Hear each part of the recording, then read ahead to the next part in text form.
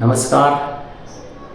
भाजप आणि शिवसेनेमध्ये शिंदेसेना गट यामध्ये गेल्या 3 महिन्यामध्ये सध्या धुसफूस सुरू आहे. त्यांचं युद्ध सुरू आहे.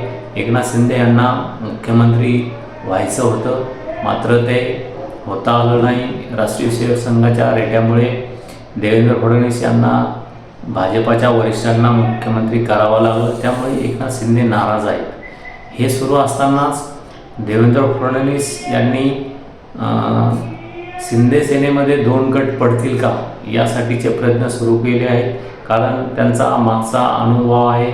त्यांनी बाळासाहेब ठाकरे यांची शिवसेना फोडली आणि आता त्यानंतर राष्ट्रवादी काँग्रेस, शरद पवार यांची राष्ट्रवादी काँग्रेस फोडत अजित पवार यांचा स्वतंत्र गट स्थापन केला आणि जे मूळ शिवसेनेचं पक्ष ते शिंदे सेनेकडे गेलं.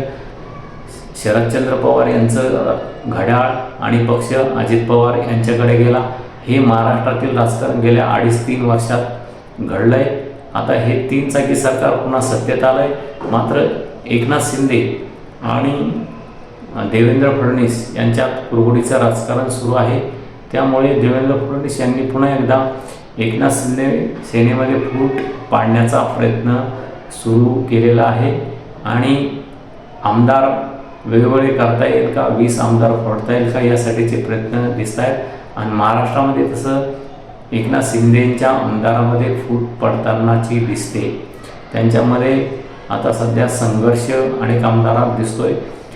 संभाजीनगर जिल्ह्यामध्ये संजय शिरसाट विरोधात अब्दुल सत्तार, संजय शिरसाट विरोधात अब्दुल सत्तार, संजय शिरसाट विरोधात प्रदीप जयस्वाल असं एक चित्र आपल्याला सध्या संभाजीनगरमध्ये दिसतंय. तसंच राज्यामध्ये सुरू आहे का हे लवकरच समोर येईल.